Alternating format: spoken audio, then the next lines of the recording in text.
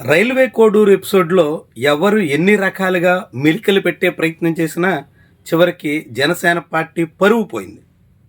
ఆ party MLA గుడ్లు ఇప్పేసినటువంటి వైనం జనసేనను నడి రోడ్డుని నిలబెట్టేసింది. ఆమె మీద ఎంత దాడి చేసినా, ఆమె చుట్టూ ఎన్ని కదలలినా చివరికి జనసేన పార్టీ ఎమ్మెల్యే మూలంగా ఆ పార్టీ అధిష్టానానికి కూడా తల వంపులు వచ్చేసాయి. చివరికి పవన్ కళ్యాణే సమాధానం చెప్పుకోలేని పరిస్థితి దాపురించింది.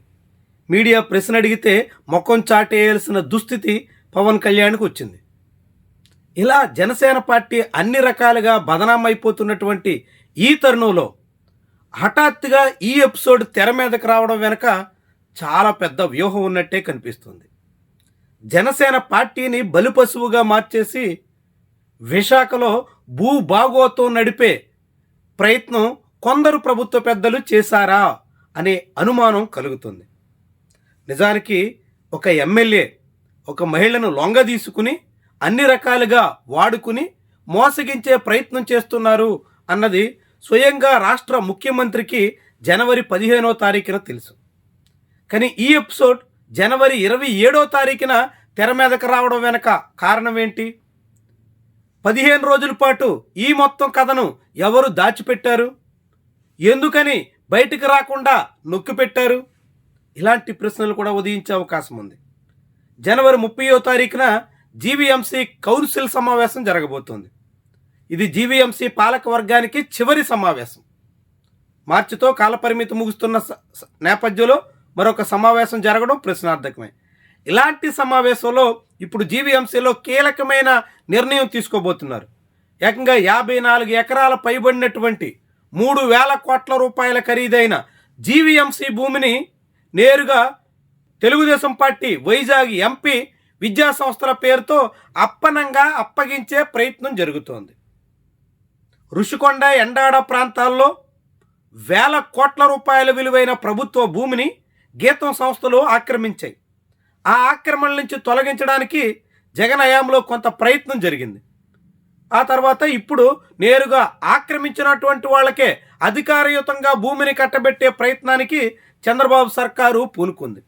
బాలకృష్ణ చిన్నల్లుడు, నారా లోకేష్ తోడల్లుడికి ప్రభుత్వ భూమిని అందించే ప్రయత్నానికి తగ్గట్టుగా జీవీఎంసీ తీర్మానం చేయబోతుంది. అందుకు తగ్గట్టుగా జీవీఎంసీ సమావేశంలో ఎజెండాలో 15వ అంశంగా ఈ విషయాన్ని కూడా ప్రస్తావించారు.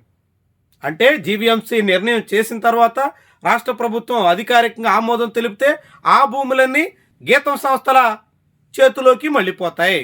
తెలుగుదేశం పార్టీ వైజాగ్ ఎంపీ శ్రీభరత్ సొంత సంస్థలకి భారీగా లబ్ధి చేకూరబోతుంది.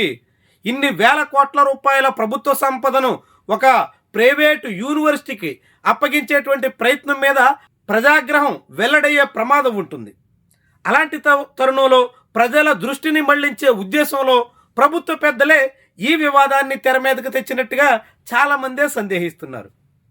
అక్రమ సంబంధాలు, లైంగిక వ్యవహారాలు, ఇలాంటి ఒక న్యూడ్ వీడియోలకు సంబంధించినటువంటి విషయాలైతే మీడియాలో, సోషల్ మీడియాలో పెద్ద స్థాయిలో చర్చ జరిగే అవకాశం ఉంటుంది.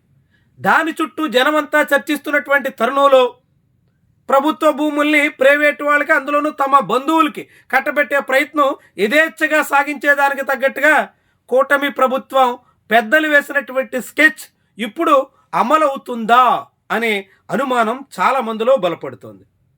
దాంతో ఇప్పుడు ఈ ఎపిసోడ్ కారణంగా జనసేన బలైపోతుంటే తెలుగుదేశం పార్టీ నేతలు భారీగా లబ్ధి పొందే ప్రయత్నం జరుగుతుంది. ఒకవైపు రాజకీయంగానే కాకుండా రెండో వైపు ఆర్థికంగానూ భారీ లబ్ధి దక్కించుకునే ప్రయత్నంలో కూటమిలో పెద్ద పార్టీగా ఉన్న టీడీపీ సాగిస్తుంటే అందులో చిన్న చేప జనసేన బలైపోయేటువంటి దిశలో ప్రస్తుత పరిణామాలు కనిపిస్తున్నాయి. అవమానమేమో జనసేనకి, ఆదాయమేమో టీడీపీకి అనే వ్యవహారం మరోసారి ప్రస్తుత పరిణామాలు మనకి చాటుతున్నాయి. అందుకే ఇదంతా ఒక స్కెచ్ ప్రకారంగా ఒక విజనరీ వేసినటువంటి వ్యూహం అనేటువంటి అనుమానం చాలా మందిలో మొదలైపోయింది.